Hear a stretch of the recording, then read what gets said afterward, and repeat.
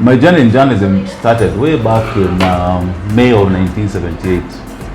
After university at Nairobi, here in Nairobi campus, where I did a degree in Bachelor of Arts in Literature and English and Political Science. Graduating in 1976 September, I decided to take up teaching in a private school while waiting to find my feet in the world. And then around sometime in 1978, the Standard advertised positions for trainee sub-editors.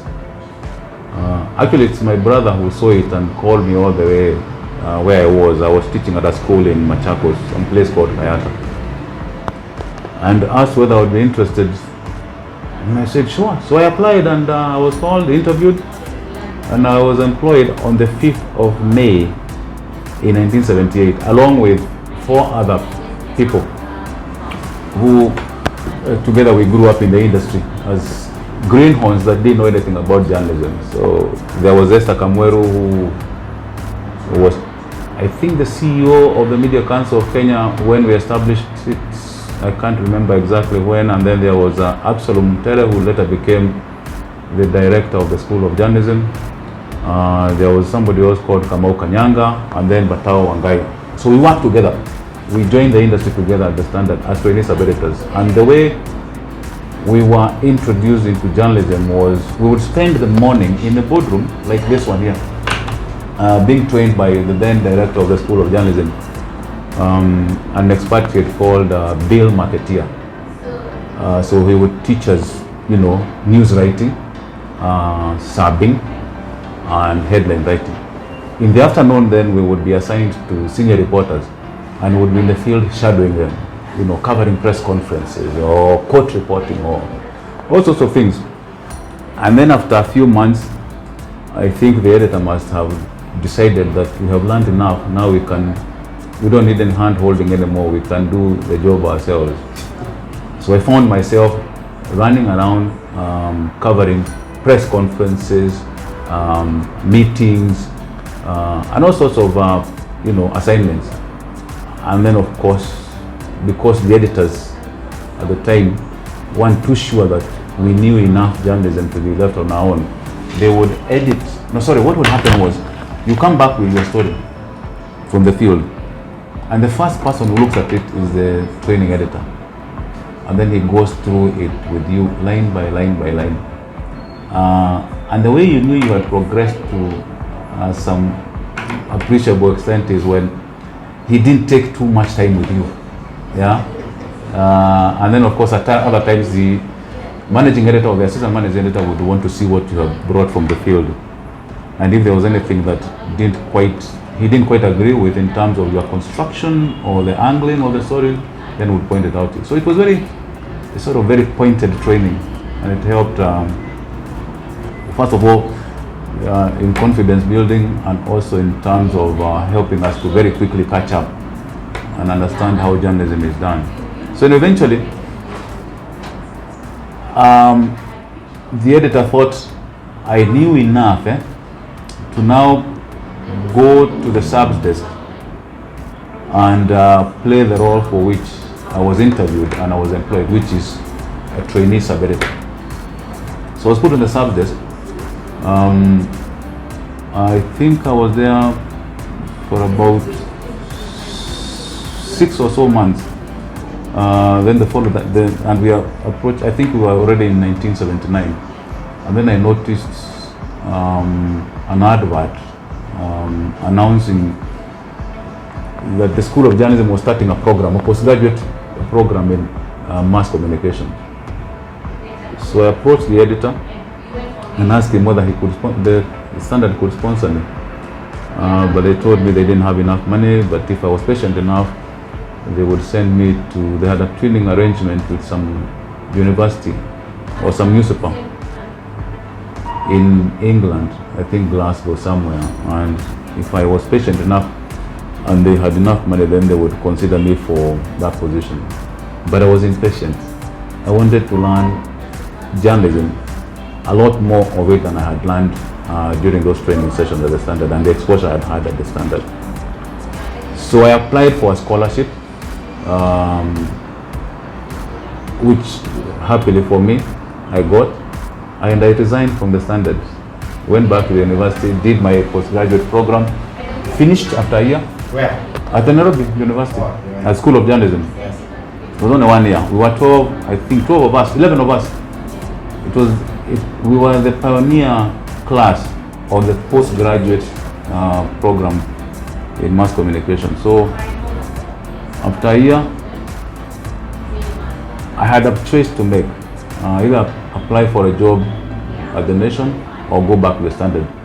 And I said to myself, I don't know the Nation too well. Let me try my old employer and see whether, he will want me back. I applied and I was asked to go back immediately. On a higher salary, I think it was triple what I had earning earlier. Had been earning earlier. This time as a senior sub-editor on the desk. And then as fate would have it,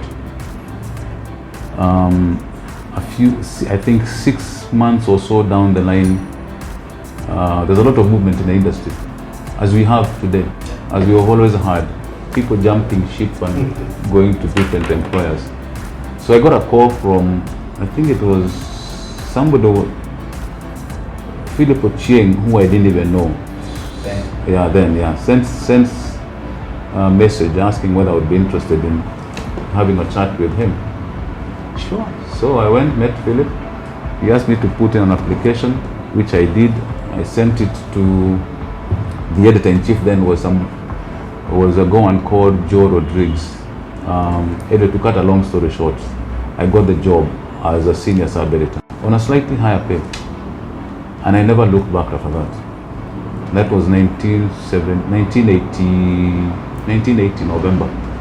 So I stayed on until I retired at the end of 2009. So that's my journey, if you like.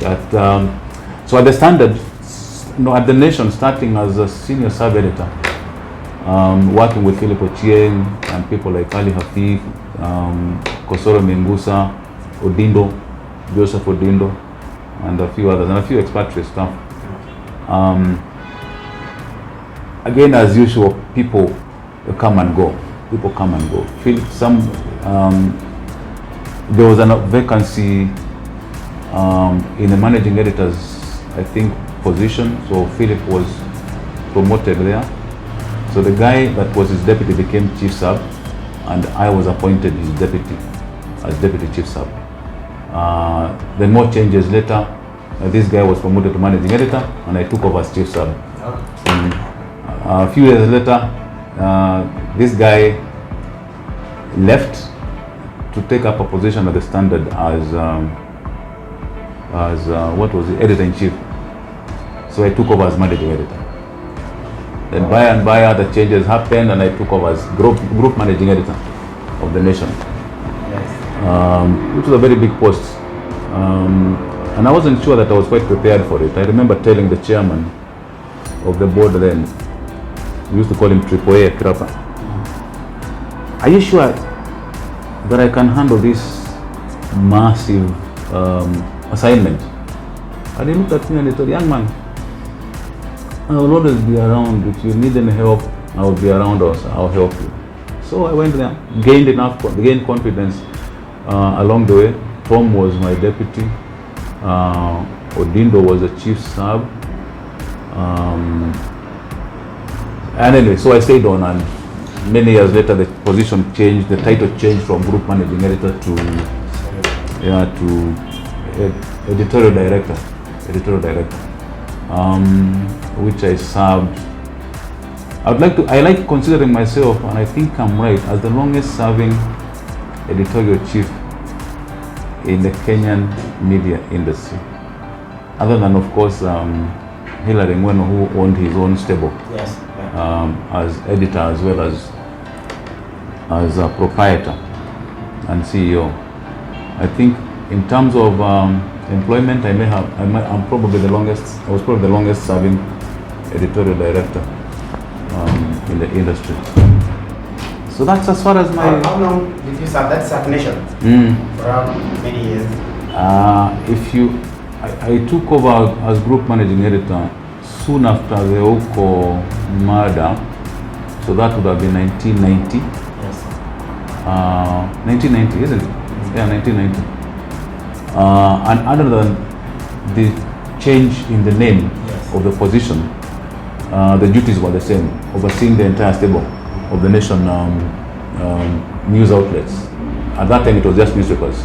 And then, of course, as we moved towards the 90s, late 90s, the nation expanded into TV, into radio first and then into TV. So I was in charge of all that in terms of policy and strategy and, overall management. So from 1990 all the way to 2009, that's when I decided. Almost 20 years. More than 20, yeah. Almost 20 years, yeah. Yeah. What stories do you remember that brought you to the line or gave you made you be known, and then the editors and sub-editors in the newsroom were like, this is one hell of a reporter. I think we need to continue giving you more assignments. That's a good question. That started at the Standard, actually. Yes. After the in-house training with these other colleagues whose names I mentioned, we'd come back from the field with your story, as often happens anyway, and the stories would go to the sub-editors. And I remember every so often a sub-editor, not one or two, the chief sub and other sub-editors telling me, hey, your copy is pretty good, and when a sub-editor tells you that, or a chief sub tells you that, then you are onto something good. So that was the first confidence building sort of stage that I went through. But my passion was always more in editing than writing. But besides the comments like that, I did a story with Franco Jambo.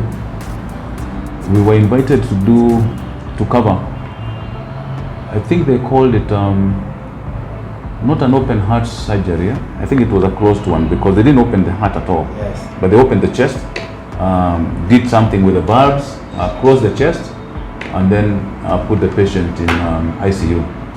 And we were allowed inside the theater throughout the operation as they cut the chest, opened it and worked on whatever it was. But we were fully dressed in terms of theater, the theater protocols. So went back to the office. And we agreed with Franco Jambo what each of us would tackle. He did the more technical bit himself, talking about scalpels and stuff. I did more of the narrative, how the patient looked when she went into surgery, how long it took her to come out of the theater and actually, regain her consciousness. And the interviews then that we did, because we were allowed to actually interview her. The interview we did with her as she was recovering, the pain she was going through and all that. And then while I was still at the Standard, I remember this one incident, which again gave me a lot of confidence. I am the then president of, I think Rwanda, Habyarimana, had visited Kenya. He was there on a state visit, and I was assigned to cover his visit as he was touring the coffee plantations of Kiambu. So I teamed up with the then chief photographer of the Standard called Frank Wangethi, and we followed this guy's entourage into Kiambu. Somewhere along the way, I think it was somewhere around Banana Hill or somewhere. It was raining heavy, and I think we were actually in the coffee plantations, and it was raining heavy. And along the road, there were these young children, school children, who had been called by their teachers to line up the street and with miniature flags to welcome this president. And as he drove past them, suddenly there was a thunderclap and lightning. And within seconds, you had this very, terrible sound of people crying, children, adults. And when we looked, we were still in the car following this vehicle. When we looked, we saw an electric cable had cut loose and fallen on the children. 3 of them lay on the ground, and they looked like, they had died. So I told the photographer, let's stop, let's cover this first of all. This other story can wait. So we got out of the car. I remember him shielding his camera with his jacket because it was raining. Click, click, click, click. So we couldn't confirm that the children had died, but there were 3 of them. The others managed to stay away from the danger. Then I suggested, let's drive back to the office. Let's not worry about the president. Went back to the office, wrote the story. Mitch Odero was the news editor. So the first question he asked me was, are you sure the 3 children are dead? So, well, they look like they are dead. And you know what he told me? No, I want you to be sure that they were dead. So what do? Went to the telephone directory, because I knew where they were taking them anyway, Karori Health Center. So called Karori Health Center, talked to whoever was in charge, and they confirmed the children had died. So we wrote our story. So that was the splash for the following day.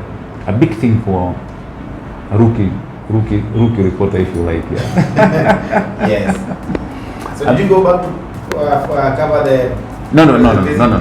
For me, the more important story was the tragedy. Yes. Yeah, this is the story of people touring farms.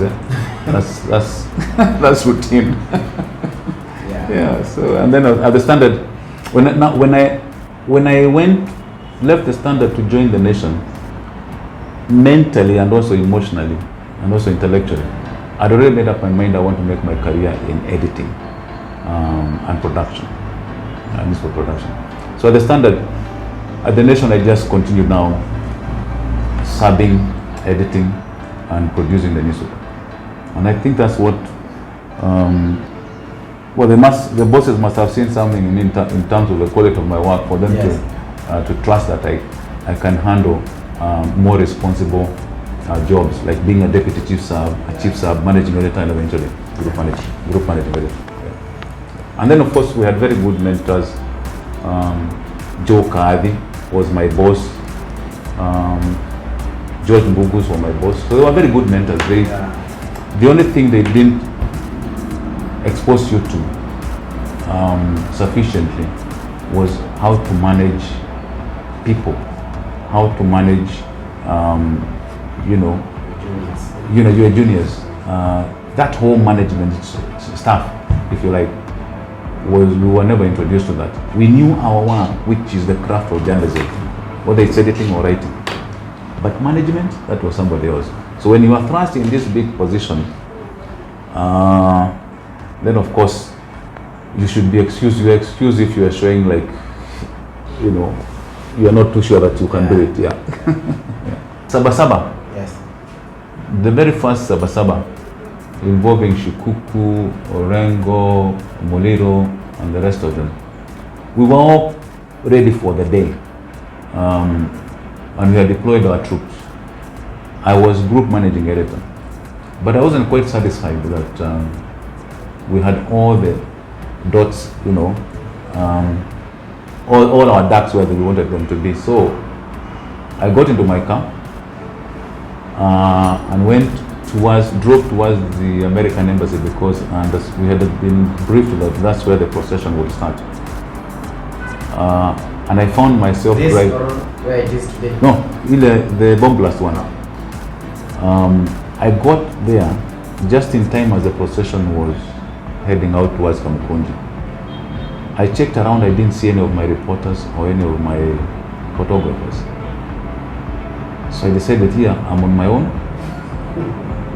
Let me just follow. So follow them all the way to Kamkunji, where they were dispersed. They couldn't even get into the grounds. And then they went all the way towards Jericho and Kariobangi until where they were confronted by riots, anti-riot policemen. So I'm watching all this. I have no camera. I've no notebook. All I'm trying to do is to capture it mentally and see whether I can reproduce it when I go back to the office. So, but I had friends from the Standard who I noticed, and I thought I could do a deal with them. So I approached one of them called Jacob Waweru, who is a photographer. Waweru, I had worked with him at the Standard. Could you help me out with some of the pictures? And he said he would. And then there was somebody else called Azim. I asked him whether he could, and he said he would. Soon after these guys were picked up by the police and all the drama was over, I go back to the office, but the first issue I wanted to understand was how did we not have a crew covering that dramatic event? So the photographer who had been assigned was Yusuf Bashira, and he told me that when they got to the American embassy area, they found the access to the convoy already blocked. So as far as he was concerned, that was the end of the assignment for him, which I thought was a very unprofessional thing to do. And my first instinct was, maybe I should sack this guy. Anyway, I didn't get that far. So, and then I called Motegi. I said, Motegi, this is what happened, and I'll narrate the whole thing to you, and you do the story yourself. And that's what I did. So man comes. We ended up with a very good story. The bomb blast was 1998. I'm sitting in the office. Actually in a boardroom like this one, we were interviewing somebody for a senior position. Then we heard this loud bang. And we all got up, rushed to the window to see what was happening. You couldn't see much from the Nation Center. So what happened was somebody suggested maybe it's a tire bus, but it was too loud. So we tried to forget about it and went back to resume the interviews. Then I think there was a second explosion. When I looked out the window, I saw these bits of paper flying all over the place. And I was saying, tire bus, don't do that. So I abandoned the interview and rushed downstairs.